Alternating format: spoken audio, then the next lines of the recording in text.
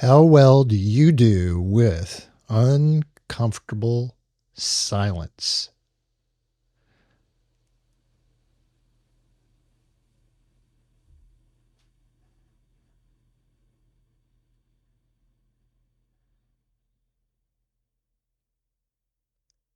And that is roughly 15 seconds of uncomfortable silence.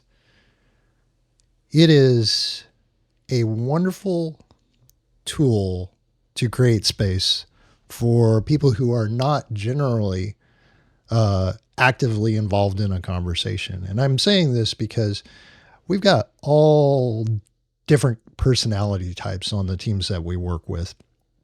I know that many of the software developers that I work with are not necessarily inclined to join a conversation because many of them are thinking through the problems that they're solving while not expressing how that's working or not working for that matter in the larger audience. And uncomfortable silence is a great space maker.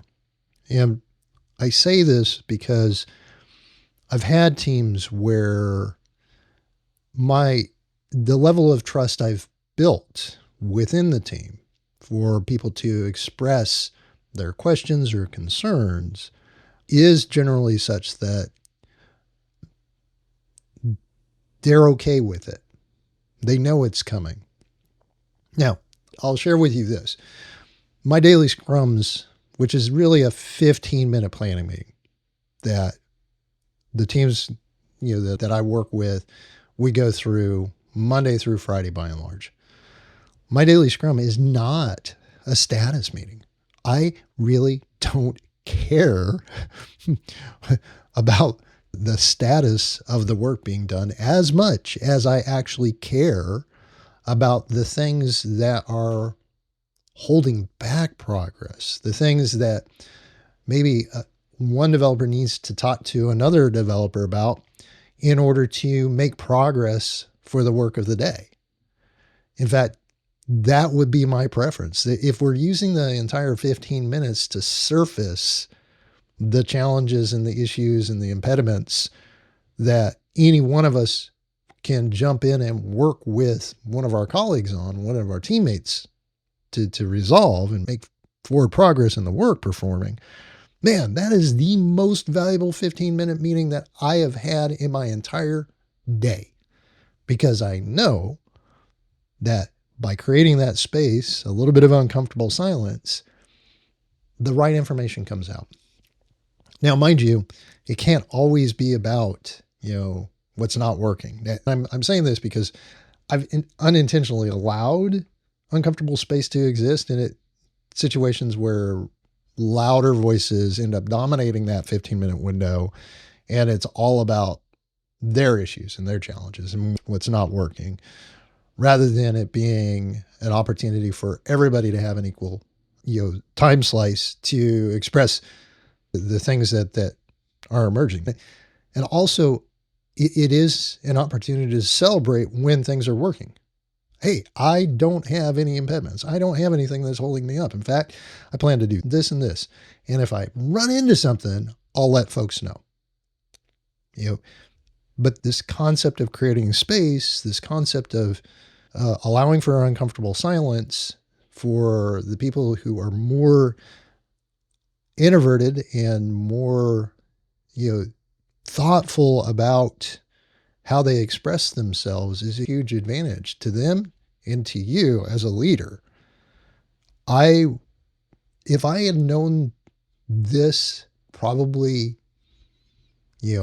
20 years ago when I was really gaining traction as a leader, I think I probably would have been much better off in helping to coach and guide the teams that I worked with.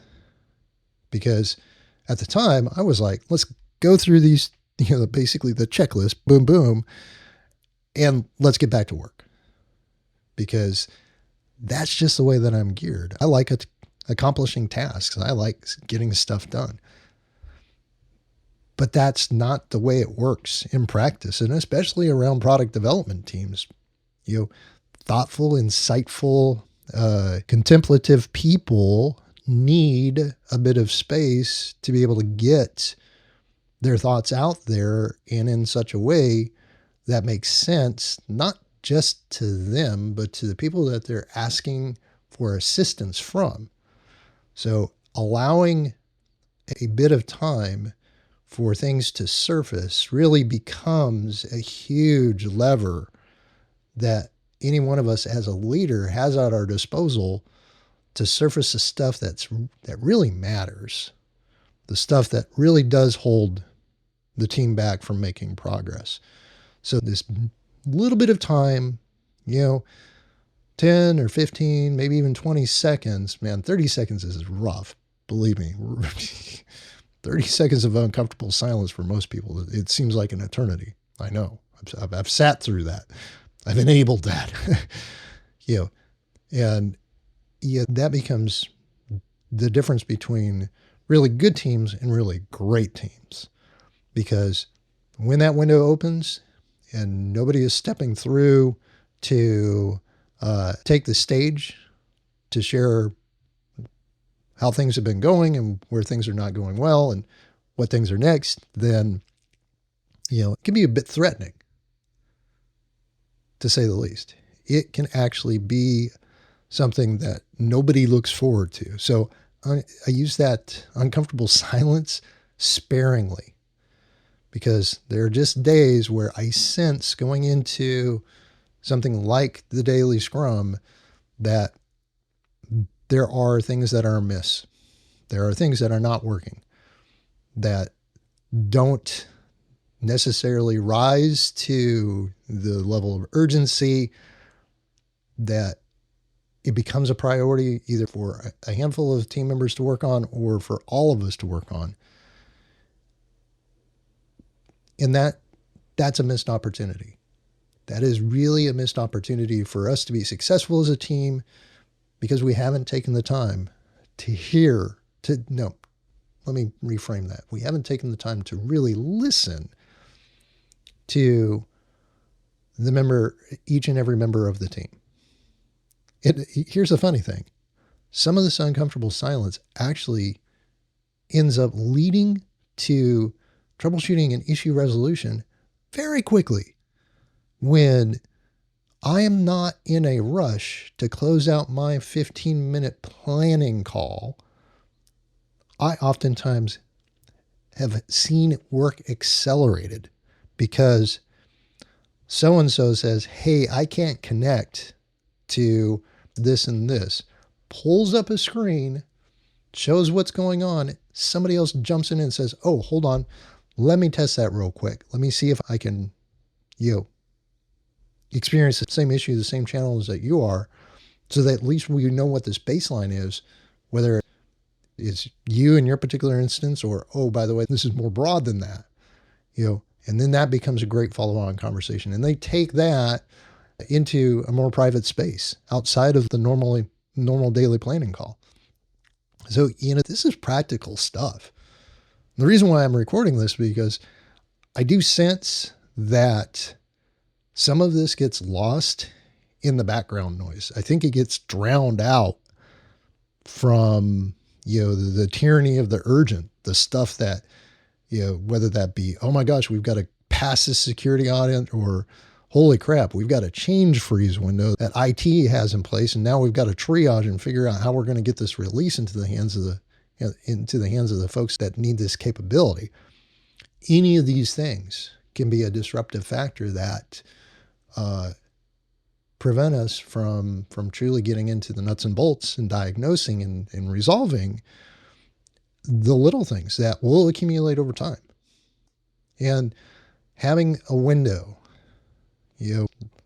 whatever is most painful and most uncomfortable, to enable all of the voices on the team to be heard, is going to be, in a sense, and I don't want to be hyperbolic about this, it could be the difference between